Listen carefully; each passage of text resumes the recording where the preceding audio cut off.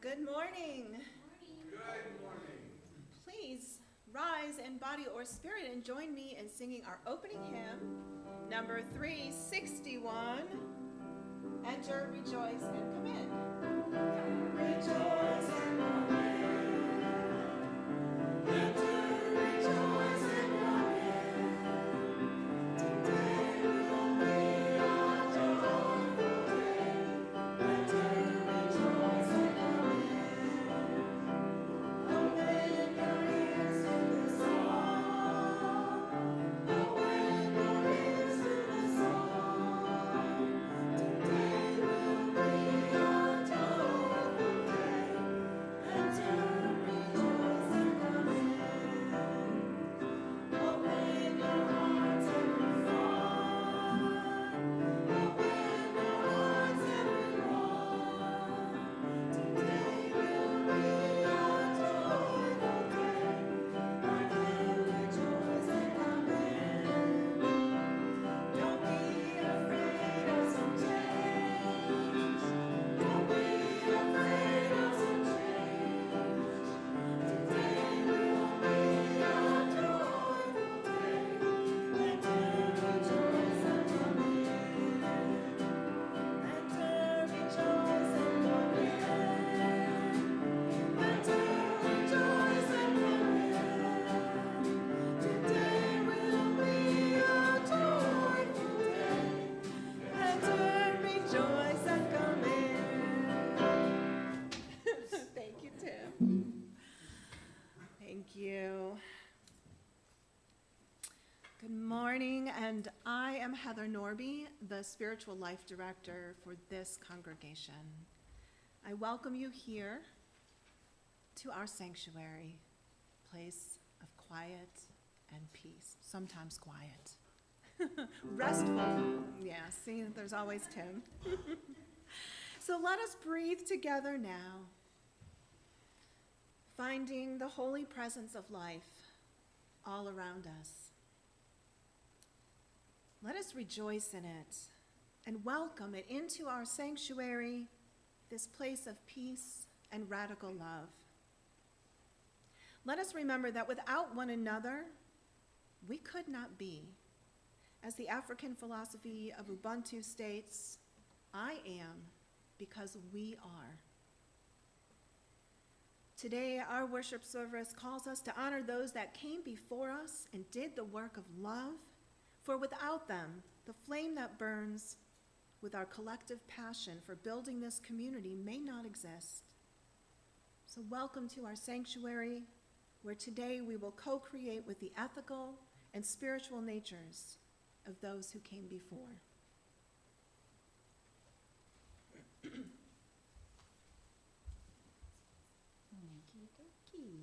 Good morning. I'm Petra Sussman, and I am the worship associate for this congregation this morning. Welcome to this Unitarian Universalist congregation of Lakeland. No matter your spiritual path, ethnicity, race, gender, sexual orientation, age, or abilities, we are a community that puts love in the center as we seek the sacred together. We learn from our diversity, ever strengthening our connections with generosity and grace in this great web of life. We seek to transform the world toward more justice, more peace, and more love. And Heather will now give us some call to community. Thank you, Petra. Our mission here at UUCL is love plus connection equals transformation. So I call you into this connection part by lifting up some of the opportunities for being together that are happening around here real soon. Most importantly, this coming Saturday is the Red Tent Initiative yard sale right here in our sanctuary. We'll be setting up on Friday afternoon from 1 p.m. to 6 p.m. So if you have things to drop off, please bring them to the sanctuary and drop them off. If you want to come help price, please also help us price. I think we're going to have a lot of items. And then the sale is Saturday morning from 8 a.m. to 1 p.m. We will also need volunteers to help us run the sale, and definitely to help us clean up afterwards. And I just wanted to say a little bit about the Red Tent Initiative for those that don't know. Red Tent helps people get out of abusive situations, mostly domestic violence, but also we're available, for human trafficking situations. I noticed as Peter and I were putting together the worship calendar that this, I think it's today or it's sometime this week, is Be Someone Day. I didn't know what Be Someone Day is. And it is actually to raise awareness about child abuse and to be a person that helps children get out of abusive situations. So a lot of times Red Tent helps normally women to leave an abusive situation, and often there are children involved. And so we want to get them out right away. And the money that we have goes to put them somewhere safe. Because oftentimes they can't get into a shelter. Shelters are often full, or they have too many kids, and the shelters only take so many children. And so we put them in a hotel room. We help them by connecting to the school counselors, by making sure that they're fed and clothed. And so all of the money that we collect for Red Tent, I'm on the board when I say we, goes to help these people get out of these situations. So Be Someone Day. Be someone. Help us out. Thank you. Jen is looking for only five more people who are willing to be on a rotation schedule to be usher greeter once a month, which is really only a couple hours a month that she needs some folks to volunteer for. So please see Jen, raise your hand to volunteer. Thank you. And of course, there are other committees and teams that need volunteers, like hospitality could probably use some volunteers. Buildings and grounds, do you like to mow the yard? I'm sure Crystal would love some help with that. Speaking of Crystal, she has been very, very busy this week. She's been on the roof on the RE building trying to fix a leak or getting estimates from roofers. She has mowed the lawn. She had a plumber come out and fix the plumbing in the kitchen. So if you see Crystal, make sure you give her a big thank you because she's doing a good job taking care of our buildings. And I'm taking a vacation. After next Sunday, I'm going to take about a week and a half off. So just letting you know, I'll be unavailable. Thank you. Unless there's an emergency, of course. And of course, you have announcements on the back of your order of service, and the e-newsletter comes out on Mondays. Thank you, Marcia. Petra, would you please lead us in the chalice lighting?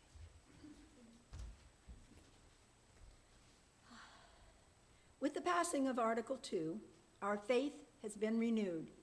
We have adopted 6 shared values, each centered in love, renewing our opportunities to deepen our understanding of ourselves, one another, the world, and the divine.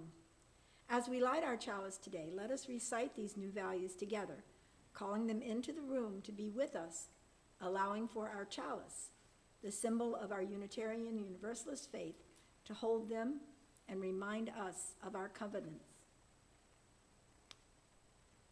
Interdependence, transformation, pluralism, generosity, justice, equity. Jim, would you please do the honor of lighting the chalice for us?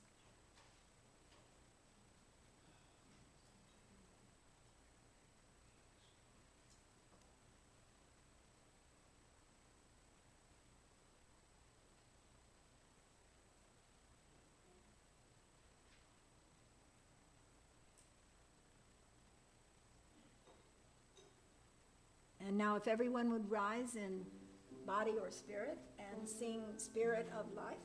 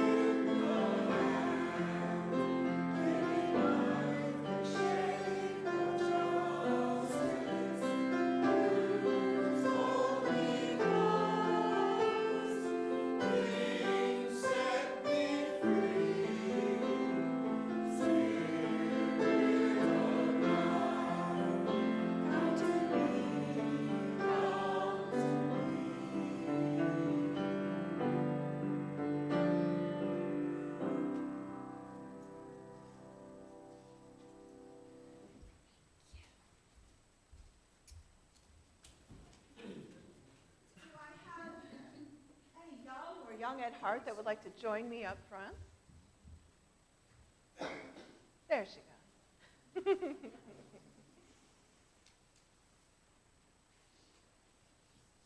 Thank you. Thank you. All right. So today I'm going to talk about, all right, thank you, Beckett. Woo. All right. I'm going to talk about one of my favorite things, and that is the history of this church. Doesn't that sound exciting? Yep. Sage is like, no. Okay, I know. When I first had to take like my UU history class in school, I was like, oh. And I put it off, and I put it off because I was like, that is so boring. I do not like history. You know what? It was absolutely my favorite class ever. And then I wrote an 80-page thesis on the UU history of this church. Oh, actually, in Lakeland. So you might have noticed there's a tray underneath there. It has rocks in it. You cannot answer. Does anybody know what those rocks are? They're stones. They're what? Oh, the founders. On each... Got it right. Yay, Jen's been paying attention. That's why she's a board member now. On those rocks, there's names. Each rock has the name of one of our 35 founders. And we like to honor them each year, which will come up, and I can't remember if I planned it, sometime this fall. We like to honor our founders and do a ceremony and call their names into the room because they helped us build this place, right? Okay, so also in the Lakeland Public Library, there are, 20 boxes of archives from this congregation. Wow. I've spent hours in there with lots and lots of notes, newsletters, all kinds of mimeographed. Do you know what that is? Mimeographed? This is a copy of a mimeographed newsletter. There was no...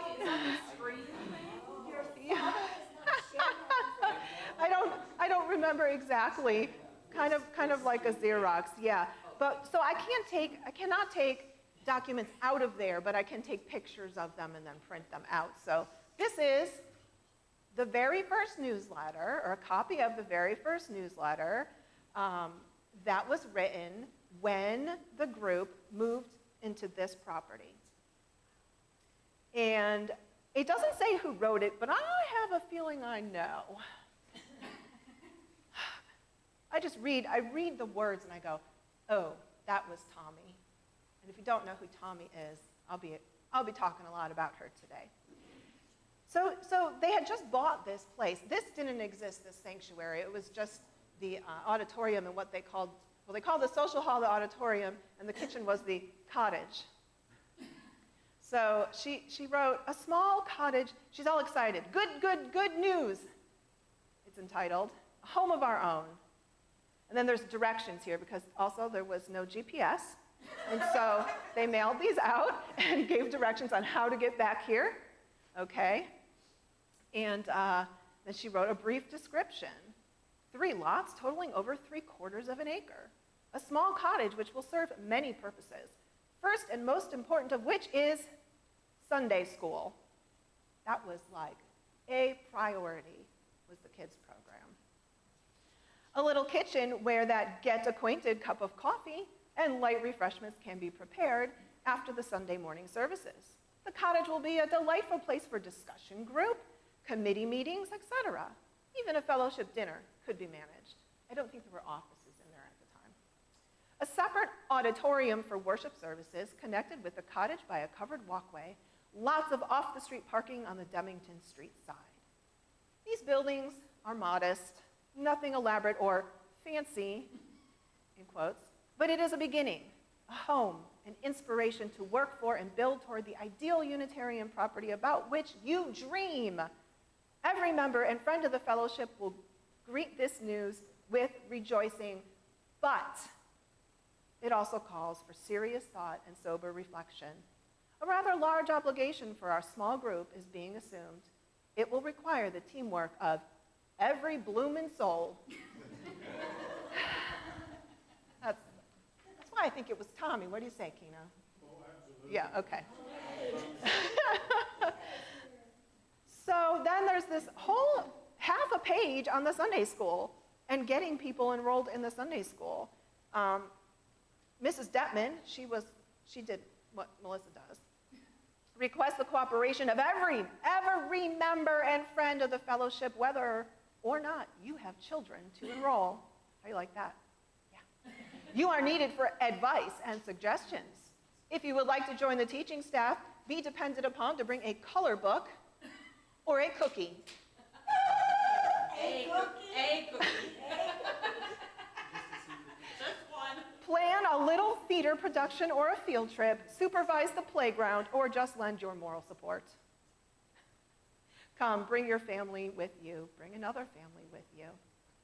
Yeah. Oh, on that note, I don't know, how much has changed, Melissa? Not a lot. We're still looking for volunteers. We're still looking for cookies. Are we looking for coloring books? Cookies?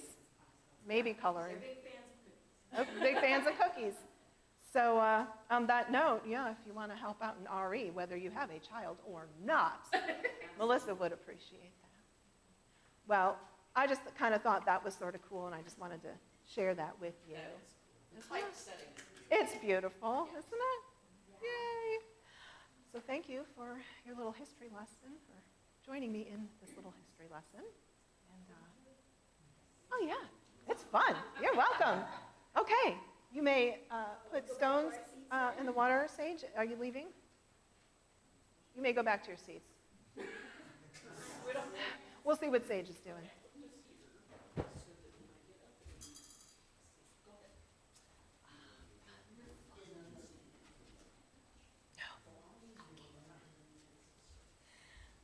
But I do need the joys and sorrows.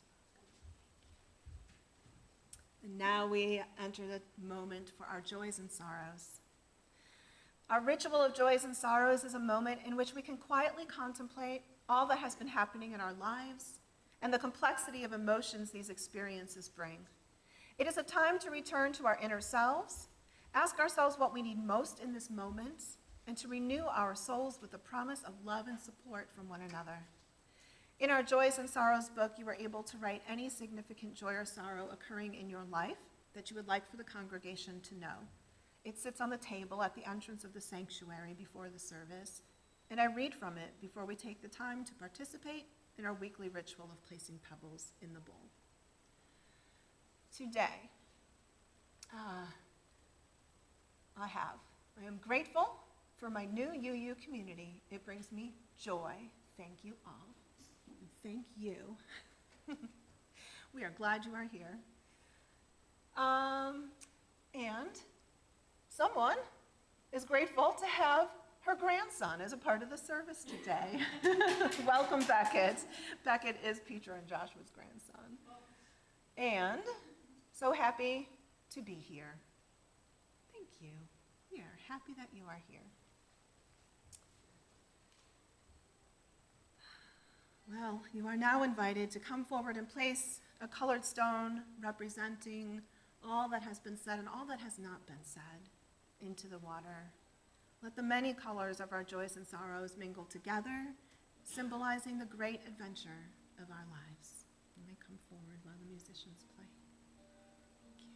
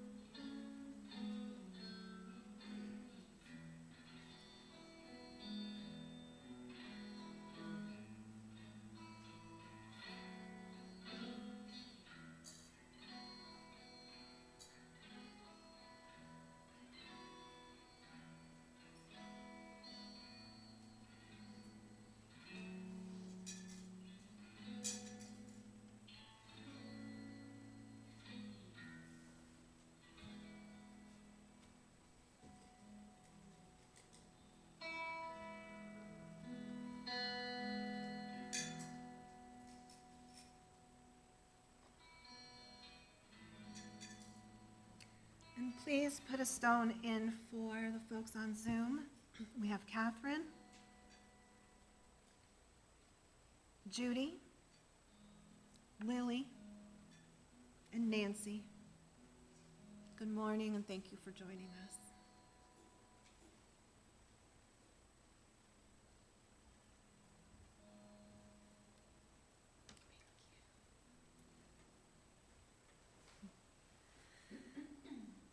There are many sorrows and challenges in this life that need healing. As UUs, we are called to repair relationships and to support the healing process. One of the many things this association does is propose and vote on what is called an action of immediate witness. These are presented and voted on by our congregational delegates at each General Assembly. An AIW is a statement about a significant action, event, or development in the world that necessitates immediate engagement and action among UU member congregations and groups. This year, 3 AIWs passed. I will share excerpts from one of them now. It is entitled Solidarity with Palestine, and it reads, "Our Unitarian Universalist faith draws on the moral imperative of radical love, and despite all odds, calls us to uphold a world where liberation is real and we all thrive. Our faith community has long recognized the horrors of violent anti-Semitism against generations of Jewish people, and we reaffirm our commitment to their safety. Our support for Jewish well-being was never meant to undermine the rights and lands of Palestinian people. We seek a world where our Palestinian and Jewish kin are safe. We believe that until Palestinians are free, none of us is free. We decry all the violence of October 7th. We further acknowledge that we cannot possibly contextualize all that led to that point, but note that Israel's occupation and repression in Gaza has been decades long. Unitarian and/or Universalist congregations and communities around the world have issued calls for peace, justice, and reparations in the Palestinian territories for decades. In 1948, 750,000 Palestinians were forcibly displaced, and at least 280,000 were displaced in 1967, when additional Palestinian lands were violently occupied against international law. UUA General Assembly resolutions in 1982 and 2002 called for ending the occupation of Palestinian lands, and a 1982 UUA Board of Trustees resolution declared that criticism of the policies of the government of Israel should not be equated with or confused with anti-Semitism. Today, we recognize that Zionism is increasingly intertwined with supremacy and nationalism, which our faith has consistently rejected as unjust and discriminatory. In recent years, major human rights organizations have published reports documenting the apartheid policies and practices of the State of Israel. Since October 7th, Israel has subjected Gaza to indiscriminate bombings with US-made weapons, resulting in civilian casualties, including journalists, aid workers delivering food and medical supplies, and healthcare workers. As of May 25th, 2024, over 40,000 have been killed, including over 8,000 children, counting identified Palestinians and bodies under the rubble, 20,000 orphaned, and nearly 80,000 wounded, including thousands of amputees. Israel has blocked necessary aid delivery, depriving Palestinians of food, water, and medicines, and causing famine with starvation deaths in the hundreds and 1.6 million in danger. The targeted and widespread destruction of medical, cultural, agricultural, educational, and religious sites constitutes ethnic cleansing. The Israeli military's deliberate targeting of Gaza's hospitals and healthcare infrastructure, along with the killing of health workers and the withholding of food and water, is causing a humanitarian crisis that threatens the survival and well-being of the Palestinian population. The International Court of Justice has labeled these actions as plausible genocide and has urged countries that are parties to the Genocide Convention to halt any actions that could contribute to this grave situation.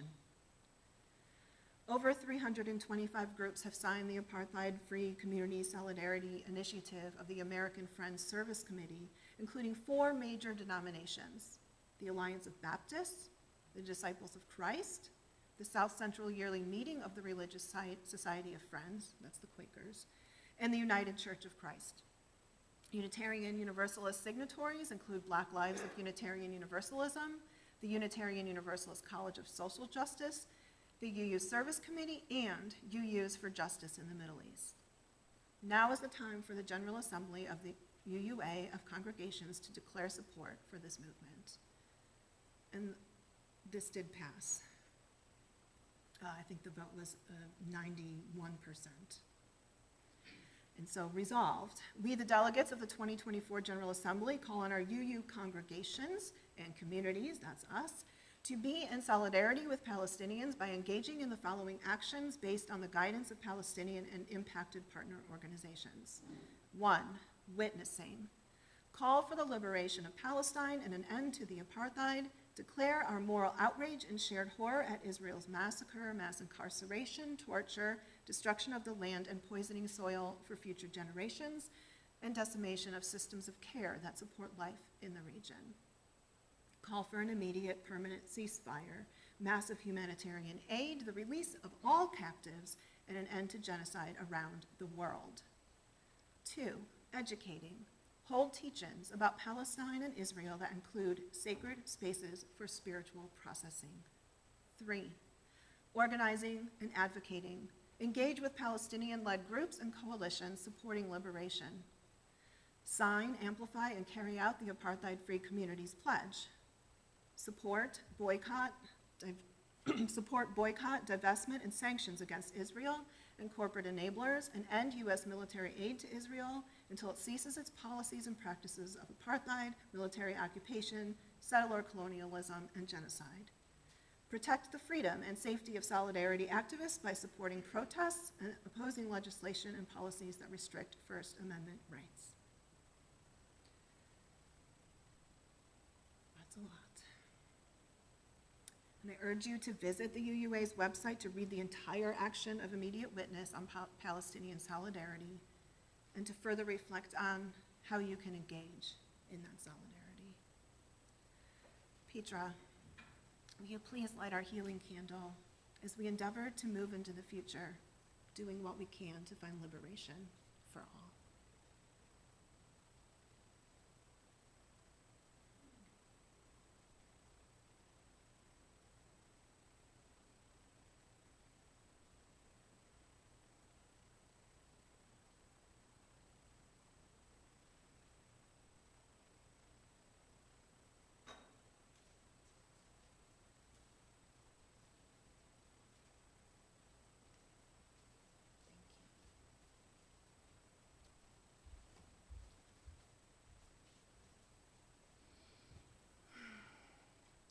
Here we gather in the quiet, restful place we call our sanctuary.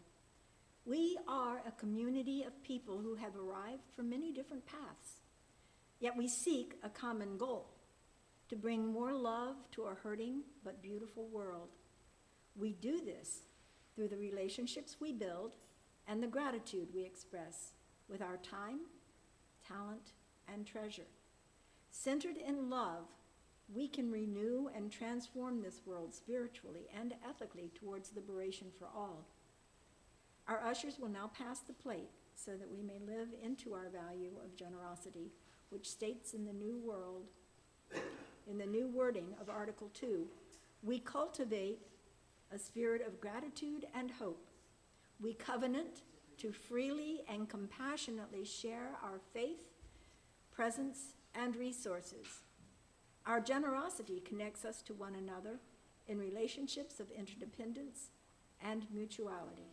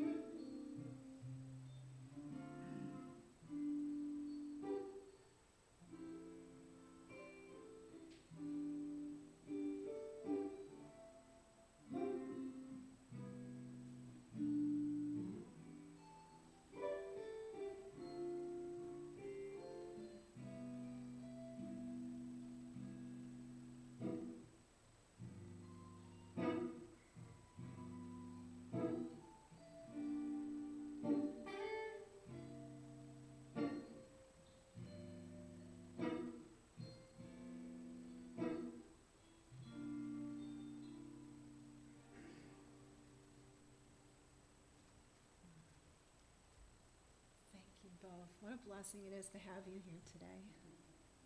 Both of you. Let us take a moment to center and contemplate our monthly theme, the joy of co-creating. Get comfortable, breathe, opening your mind,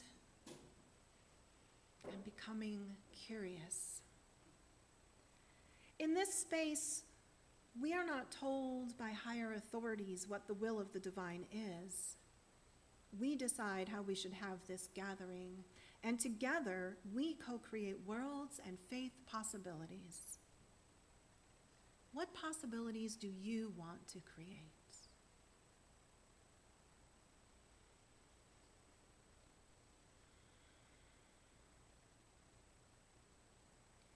Here in this sacred space, animated by hope, we renew our commitment to our shared values, learning and creating ways to bring them alive. The vital element in our worship is us and the people to whom we belong, the people on the outside who need the good news and the good work of our faith. This has been a sentiment long held by the Universalists and the Unitarians who lived their faith here in Lakeland. Our religious ancestors understood the power of their love and their call to action. They worked together to build this place and to reach out to those who needed them.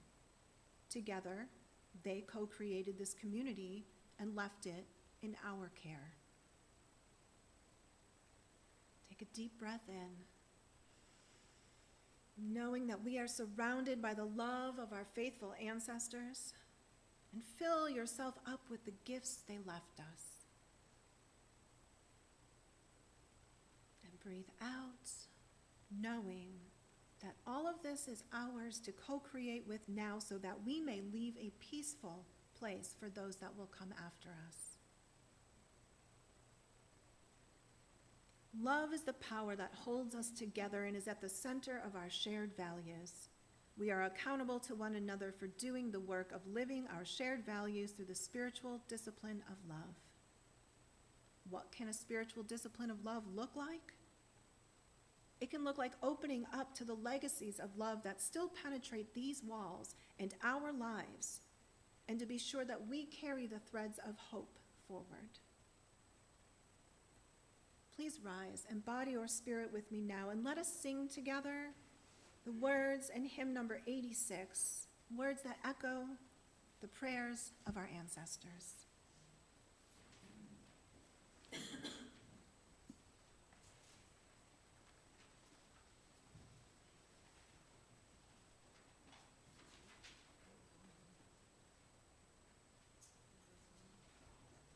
Play through the tune one time.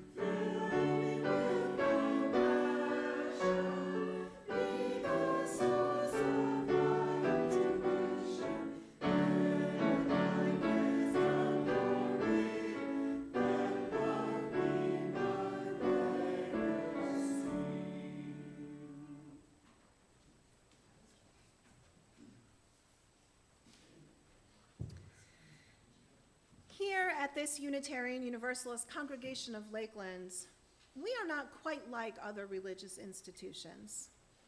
Of course, you probably know that, and that's why you're here, right? We've always been a little bit different, and one only has to look through the congregational archives at the library to gain a perspective of what that looked like. At our Unitarian Universalist roots, we find the free thinkers, the heretics, feeding the soil with their open minds that grew the strong foundations for our own curiosity. And we also find the people who believe deeply that every person is inherently worthy and has the right to flourish with dignity, love, and compassion, and people whose courage help nourish a more just world. At our best, we have been a people who hear the calling to create other, more loving ways of being in this world. The stories of our faithful ancestors remind us of who we are.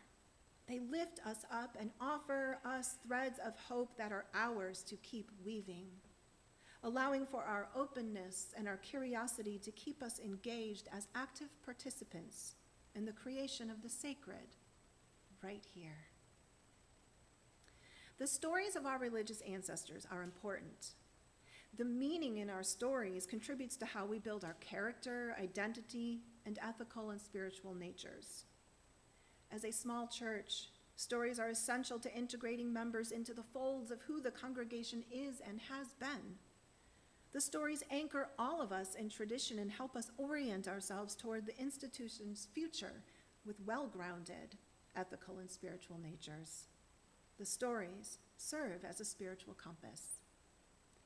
In our membership book, same one since 1955, and in the pages of our archives, lives an extensive list of lay people who left their mark on this congregation and contributed to our story.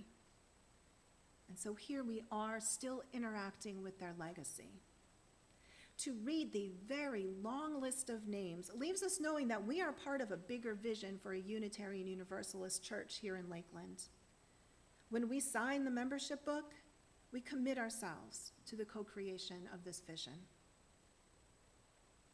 If we are to take a look around this sacred space we sit in, we might wonder how our surroundings and the objects around us came into existence. There is a story behind all of it that tells the tales of who we are as religious people. Take a moment to just look around and to wonder, to see even the mundane objects as gifts from those that came before us.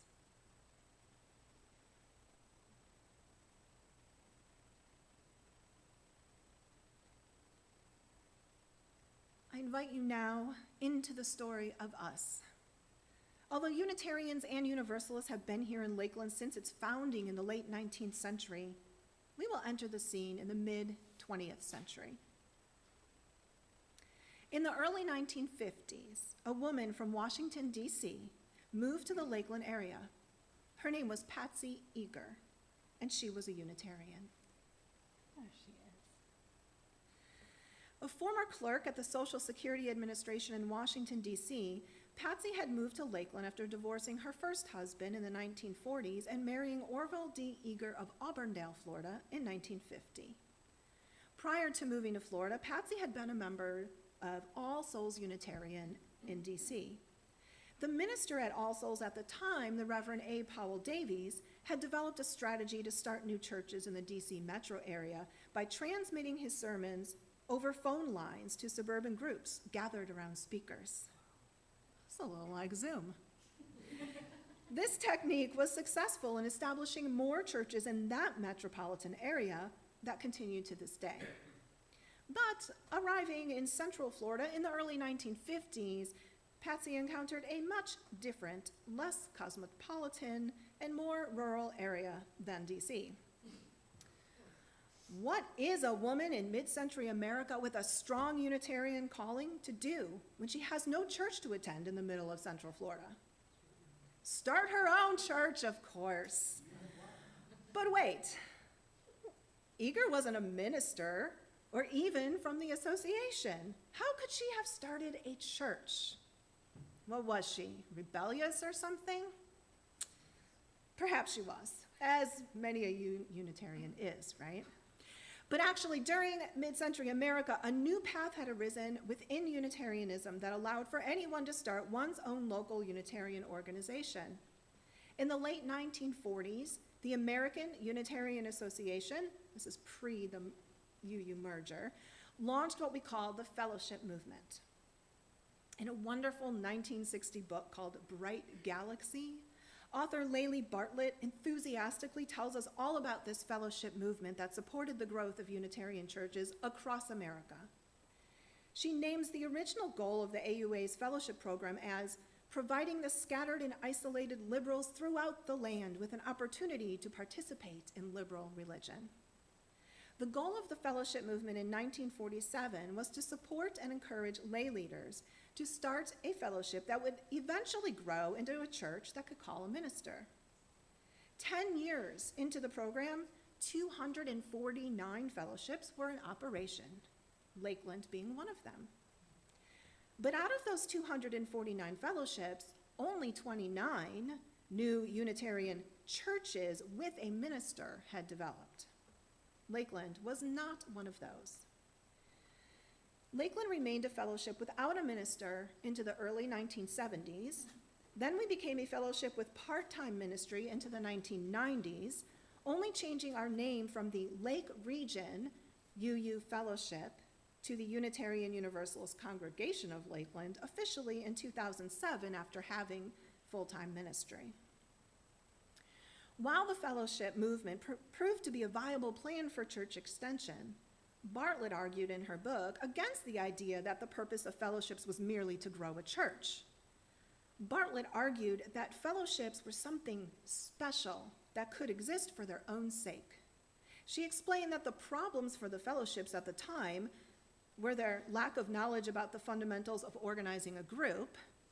They needed training, leadership development, religious education support, and knowledge about their Unitarian historical roots. But Bartlett advocated against supporting them with a model drawn from church patterns and suggested rather that they needed something afresh with the fellowship in mind. She insisted they did not need a minister to take them over. With their lack of clerical hierarchies, a radical idea at the time, fellowships provided a place where one could find meaning through creating rather than receiving spiritual experiences. The smaller size of fellowships offered an individual a community in which they could be intimately known and appreciated for who they were. Does this sound at all familiar? In a fellowship, the nature of a congregation's worship and organization was determined by the members. Formulation of one's own religious approach by use of one's own intellect happened against the backdrop of other brains in a warm and meaningful small group. Bartlett's work captures the excitement that existed through many of the Unitarian fellowships during the first 10 years of their existence. I would argue that here at UUCL, we still carry that spirit of excitement with us as we create fresh, new experiences together, renewed each time a hopeful congregant joins in the co-creation process, allowing for us to create meaning and be our own unique church community, while still holding strong to our UU values. It has been a vital part of our legacy. So when Patsy Eager arrived in Lakeland, there was not a Unitarian fellowship here, and there were only 4 Unitarian churches in the entire state of Florida. The fellowship movement provided an opportunity for Patsy to continue her religious journey with Unitarianism by joining with others to create a religious community. Her enthusiasm for the faith and support for the movement is seen in her 2 attempts to organize a fellowship. The letters in the archives tell the story of how, in March of 1952, 26 people interested in Unitarianism gathered at the Elks Club in hopes of forming a fellowship in Lakeland. Patsy Eager, who volunteered to be the fellowship secretary, sent bylaws and an application co-signed by the fellowship president, Warren Scholl, to the AUA fellowship office, and they approved the application. But the Lakeland group was not really very ready, and they were unable to sustain momentum. A 1953 memo reflects that bad news as Monroe Husbands, the AUA's fellowship director, wrote, "Lakeland has now gone out of business." Eleanor Detman, who had been one of Eager's co-organizers and also vitally important to getting our Sunday school off the ground, reflected upon this in a letter she wrote to Monroe Husbands suggesting, "When fellowships are embryonic, make all effort to investigate the potential office holders, ! Mid-century Unitarian women were not afraid to speak. Investigate financially, morally, and spiritually." Eleanor was sure that if the AUA had done so and knew more about Warren Scholl, they would have acted accordingly and Lakeland would still have a going fellowship. I'm not entirely sure what happened with Warren Scholl, but that's what she wrote. Yet, she had also indicated in this letter that she had had a heart attack. Patsy Eager was far too busy, and Mr. Martin, the vice president, had moved. She expressed her hopes of reforming a fellowship in the near future. Monroe Husbands simply replied that the AUA representatives were unable to invest time in the selection of officers and suggested that embryonic fellowships not elect permanent officers until after 2 or 3 months, so the group members could get to know one another. Husbands was putting the responsibility back on the lay members, as it appears that Eleanor and perhaps others in the Lakeland group had not fully grasped the new non-hierarchical and autonomous concept of the fellowship movement. It was the lay leaders that had the power to make decisions about who they were and how they would operate. We may also wonder if there were unconscious or conscious doubts amongst the members about the power of women to organize and lead a fellowship. This was mid-century America, after all. Did Patsy Eager and Eleanor Detman realize their own power and abilities to lead? It's important to point out here that the fellowship movement played a significant role in flattening the gender hierarchy as well. As I argue in my thesis, this allowed for Unitarian Universalism to flourish in Lakeland because the leadership and vision of women were allowed to surface and were perceived as valuable. It begs the question, was the fellowship movement a successful growth strategy because of the presence of women? Our Lakeland history answers yes to this question. The women did not give up. They tried again in 1955. They were at last successful in forming a Unitarian fellowship approved by the AUA in February of 1956. They met each week at the Annie Pfeiffer Chapel at Florida Southern College. Momentum was gained as the group established a well-planned Sunday program, outreach to potential members, and a Sunday school in the homes of 2 female members, including Eleanor Detman. The fellowship adopted bylaws and a covenant of membership, as can be found in the front of the membership book. Handwritten. Love is the spirit of this fellowship, and service is its law. In freedom of truth, we unite for the worship of God and the service to man. As noted in a 1957 document, the fellowship was decidedly not theist or humanist, as the group discerned they could not afford to be extreme in either direction. This sort of basic precursor to the pluralism we see today was actually unusual back then in fellowships, as many fellowships that were formed became strictly humanist. It is perhaps a decrease in attendance that led to this decision, but it was a wise decision that opened up the fellowship members to the opportunity to learn from one another's differences.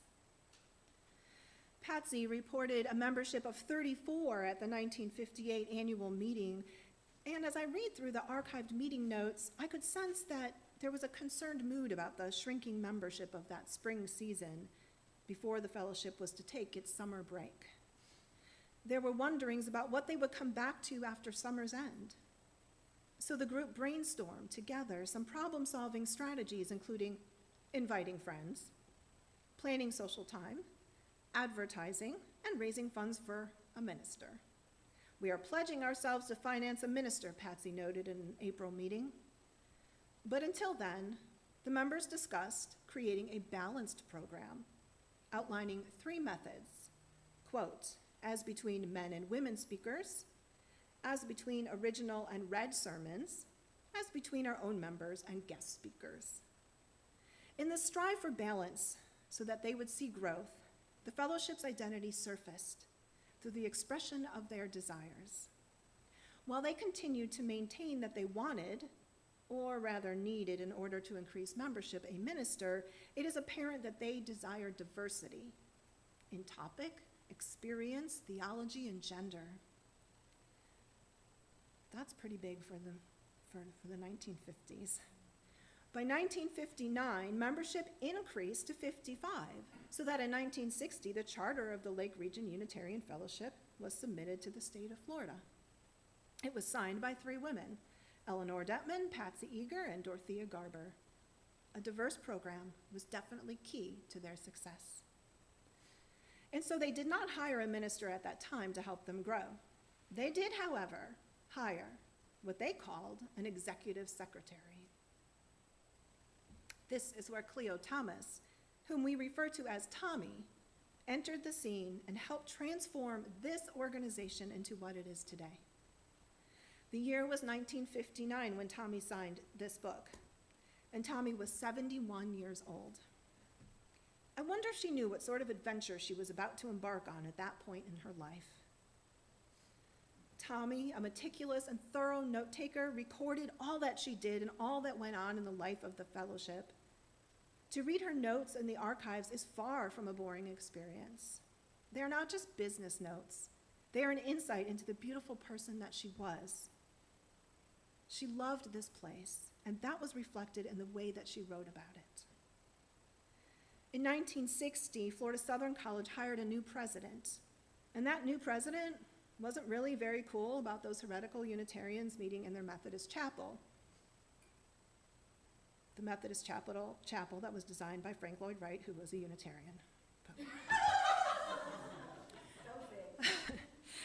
Tommy had quite a task in front of her to find a new place for the fellowship to meet. See, she searched the city and she found this place right here on Troy Avenue, nestled in the tall pines. Of course, there were more pines at the time.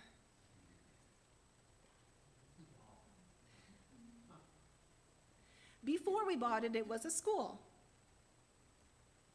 As I said earlier, the kitchen was referred to as the cottage, and the social hall was referred to as the auditorium, which is where they had worship services. Have you ever been in the closet in that room? That was where the pulpit was. Got another picture, yeah. You got to check out the wallpaper. It's still there. It'll come up. You can always go into the closet and check out the wallpaper. In Tommy's notes, I love that. Look at that wallpaper. It's fabulous. I love it. And the carpet. I love to preach from there. That's and those chairs, those brown chairs, we only recently got rid of them and replaced them. like 2019.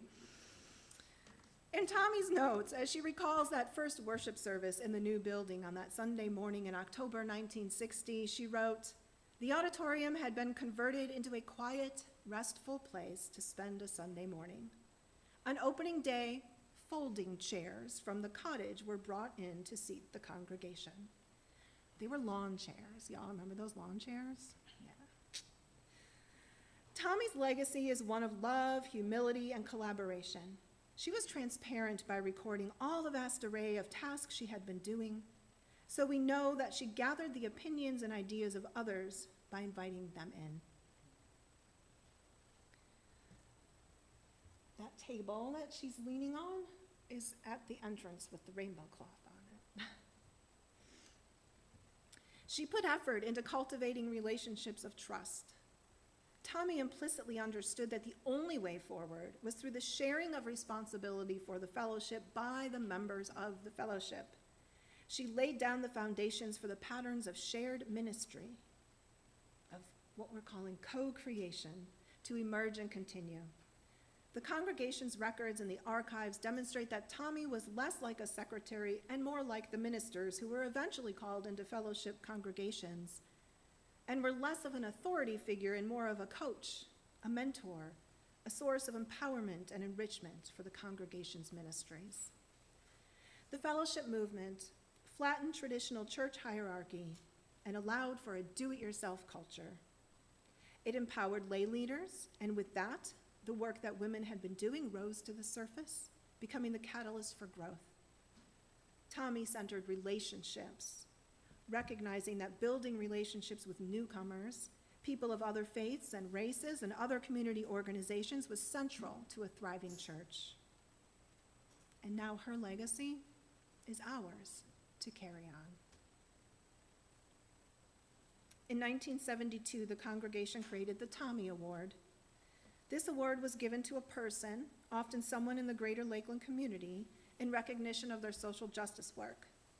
It was named after Tommy because the congregation recognized how important her work was to the congregation. For over 40 years, the award has been given out yearly by the congregation. We have, in the past few years, however, not been faithful in giving the award out. So how can we revive it? How can we bring back the work? How can we bring the work Tommy did back to life? How can her legacy of love still be a part of who we are? This year, we have already decided to give the award to Mama Ashley Rose and the Rose Dynasty Center. We hope to make this happen in September, so be on the lookout for the announcement in your newsletter. And keep the story of Tommy close and make sure you tell it to other people. Because we will continue to tell stories about ourselves, and those stories will shape our beliefs and our outcomes. The threads that we pull through from the past will weave the future, and the documents in the archives reveal that our religious ancestors here in this place were passionate about building and growing a church for families and for people with free-thinking theologies outside of the Christian norm. They reveal that we are a do-it-yourself kind of people, creating everything from spiritual experiences to the building we are sitting in. And our faithful ancestors knew that the only way to sustain ourselves is to do the work of love out in the world to help sustain life all around us. Please join me in singing this into being with a new song called These Hands, This Heart.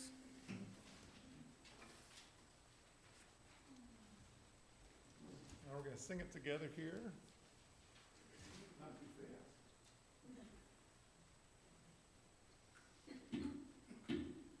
These hands will do the work. These feet will carry me. These arms will be welcoming to what these eyes can see. This life will stay open to the possibility, and the love in this heart will set me free. These hands will do the work. These feet will carry me. These arms will be welcoming to what these eyes can see. This life will stay open to the possibility, and the love in this heart will set me free. These hands will do the work. These feet will carry me. These arms will be welcoming to what these eyes can see. This mind will stay open to the possibility, and the love in this heart will set me free. These hands will do this heart will set me free, and the love in this heart will set me free. One more time. And the love in this heart will set me free. Good job, y'all.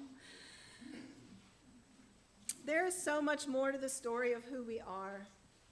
My hopes are that these stories can be woven throughout our worship services in the coming year, but of course I would like to know from all of you what you are curious about. Think about it. we won't take time to ask questions right now, but we will be in the social hall, and I know Maggie's here, so she's probably set up some snacks and some drinks, and you are welcome to ask me questions, to let me know what you're interested in hearing about, and I will be happy to answer what I can and then take note of what you're curious about who we are, and tell more stories throughout the year. Petra, would you please read our closing words?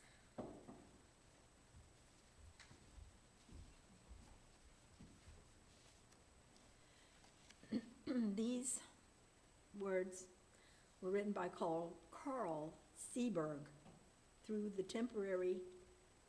our temporary lives. Through our temporary lives, the great currents of history run.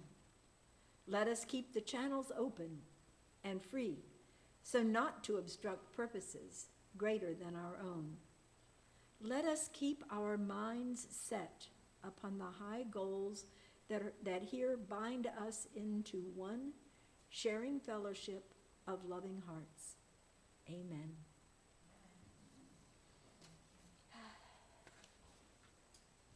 And now, we get to enjoy a closing song from our musicians. It was picked by Joshua, who's very happy to have his grandson join us today to play it. Sing. Sing, You Petra. can sing, you can sing it. Yeah, you can sing too. This is the chorus up there, okay? If you know it, join in. If you don't, you will by the end of the song.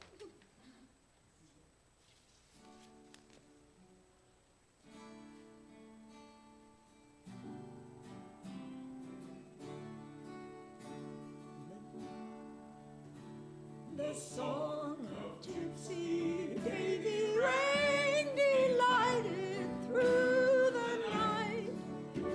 The wise and foolish maiden kept her candles burning bright. Rise up, my young and foolish one, and follow if you can. There'll be no need for candles